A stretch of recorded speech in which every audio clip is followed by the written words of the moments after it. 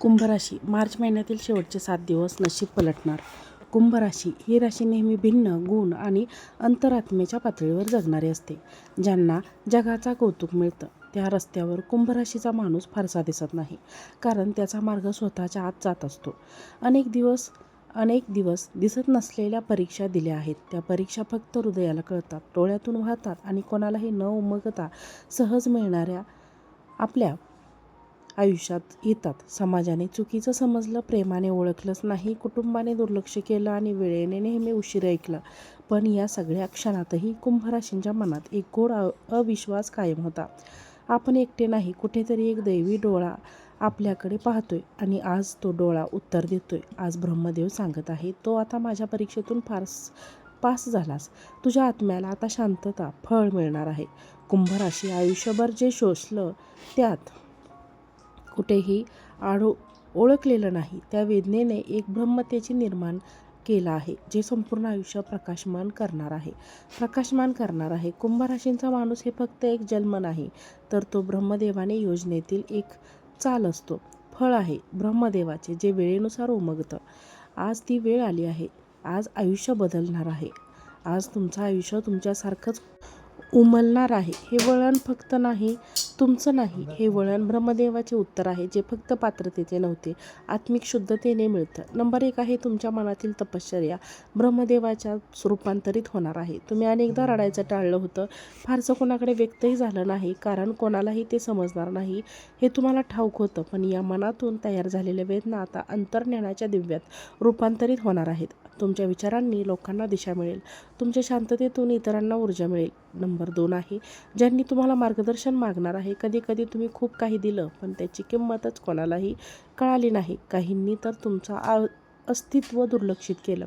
वेळेच्या पुढे चालणाऱ्या आत्म्याला वेळच नाही देतो. आता तेच लोक तुमच्याजवळ परत येतील, सन्मान, आदर आणि पश्चाताप घेऊन नक्कीच तुमच्यापर्यंत पोहोचतील.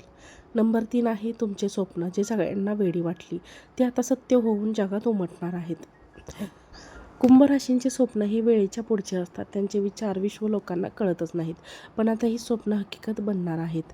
एखाद्या नवीन आयडिया लोकांसमोर यशस्वी ठरणार आहे. नंबर 4 आहे आत्म्याचं पूर्ण नातं. आता ब्रह्मदेव पूर्णत्वात बदलेत. तुमचं प्रेम, तुमची नाती अनेकदा अर्धवट राहिली. कधीही कोणीही तुमचं मन समजून घेतलं नाही. कधी तुमचं दिलं गेलेलं प्रेम गैरसमजलं गेलं. पण आता ब्रह्मदेव एक अशा नात्याचा दार उघडतील, जे मावण्याच्या पलीकडचं, आत्म्याच्या पातळीवरचं आणि पूर्णत्वाचं असेल. नंबर 5 आहे कुंभ राशींचा एकांत. आता ध्यान आणि दिव्य संवादाचे माध्यम बनेल. तुम्ही कितीतरी वेळा एकटं राहिलात, स्वतःच्या विचारांच्या खुळखुळ गुहेत. तो एकांत आता विलगततेचे नसतील, तर ते ध्यानाचे असतील. या काळात तुम्हाला पूर्वजांचे संकेत, ब्रह्मदृष्ट्या मार्गदर्शन आणि देवी स्पर्श जाणवतील. नंबर 6 आहे तुमचं गोड आयुष्य आता प्रेरणेचा स्रोत राहणार. तुमचं गोड आयुष्य आता प्रेरणेचा स्तोत्र होणार. तुम्ही खूप काही सहन केलं, पण कोणालाही न कळता तुमचं आयुष्य एक अज्ञात प्रवास वाटला, पण त्यातच एक देवी कथा दडलेली होती. आता इतर लोक तुमच्या प्रवासाकडे दिसणारे सत्य नव्हे तर अदृश्य तेज म्हणून पाहतील. नंबर 7 आहे आर्थिक स्थैर्याच्या बाबतीत एक दैवी संधी अचानक उघडणार. कधी पैसा थांबला, कधी योग्य संधी पुढे आलीच नाही, पण तुम्ही न थांबताना कुडकुडत चालत राहिला. आता ब्रह्मदेव न मागता देणार आहेत आर्थिक स्थैर्य, नवीन संधी, जुनी थांबलेली उधारी आणि कधी न मिळालेली किंमत. सर्व काही एकाच लाटेत येईल, मनात समाधान घेऊन येईल. नंबर 8 आहे तुमचं ज्ञान. आता इतरांचा प्रकाश बोलेल. तुमचं आतलं ज्ञान आता इतरांचा प्रकाश बोलेल. ज्या गोष्टी तुम्ही समजलात, अनुभवलात, ते आता तुमच्यासाठी न राहता इतरांना दिशा देणारे ठरतील. गुरुचं काम करू लागाल. तुमचं अस्तित्व इतरांसाठी सत्याचा आरसा ठरेल. नंबर 9 आहे तुमचं शरीर, मन आणि आत्मा एक नवीन समरसता निर्माण करेल. तुम्ही आत्तापर्यंत वेगवेगळ्या दिशांनी तुटलेले होतात. कधी मनात चिंता, कधी शरीर थकलेले, कधी आत्मशांतीसाठी भुकेलेला. आता ब्रह्मदेव तुमच्यात एक अद्भुत 3 स्तरीय एकात्मता निर्माण करणार आहे. शरीराला ऊर्जा, समाधान, आत्म्याला शांतता नक्कीच मिळणार आहे. नंबर 10 आहे तुमच्या आध्यात्मिक पात्र सत्तेला आता ब्रह्मदेव मान्यता देणार आहेत. तुम्ही कधी स्वतःची जाहिरात केली नाही, तुम्ही कधी माझं बघा असं ओरडला नाही, पण तुम्ही अंतर्मनाने प्रामाणिक राहिलात. आता हेच प्रामाणिकता ब्रह्मदेव मान्य करत आहेत. तुम्हाला अशी संधी मिळेल जी इतरांना कधी स्वप्नातही न वाटतील. ब्रह्मदेव मार्ग तुमच्यासमोर उघडतील आणि लोक म्हणतील, या व्यक्तीचे काहीतरी दैवी आहे. शेवटी एकच, कुंभ राशी, आता आयुष्य तुमच्यावर चालणार नाही. आता आयुष्याच्या तुमच्यामध्ये ब्रह्मदेवाचे उत्तर घडवणार आहे. तुमच्या मनाचा आता अर्थ लागेल. तुमच्या वेगळेपणा आता दैवी स्थान मिळेल. कुंभ राशी, ब्रह्मदेवाचा तुमचं मन फळात रूपांतरित करत आहेत. कुंभ राशी, तुमच्या आयुष्यात परीक्षा नव्हतं, ते एका दृश्य तपश्चर्या होती. तुम्ही कित्येकदा अंधारातून चाललात, अपमान पचवलात, प्रेमात अपूर्णता अनुभवली आणि सर्वस्व गमावूनही इतरांचा हसू टिकवून ठेवलं. पण या साऱ्या वेदनांचा साक्षीदार एकच होता. ब्रह्मदेव तुमचे दुःख गृहीत धरत नव्हते, ते जतन करत होते. त्या प्रत्येक अश्रूचा एक दैवी, पण त्यांनी लिहिलेला आता तो ग्रंथ पूर्ण झाला आहे आणि उत्तर देण्याची वेळ आता आली आहे. आता परीक्षा नाही, आता पात्रतेचा परिपाक सुरू होतो. तुम्हाला जे हरवलं ते तुम्हाला दुपटीने परत मिळणार.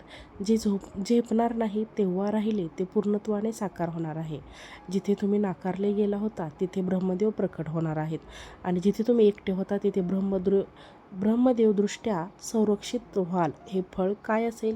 शब्दांच्या पलीकडचा समाधान, प्रेमाच्या बाहेरचा आत्मसंबंधी, मनाच्या पलीकडचा शांत अंतरंग आणि सामाजिक यशापलीकडचा ब्रह्मदत्त कार्य.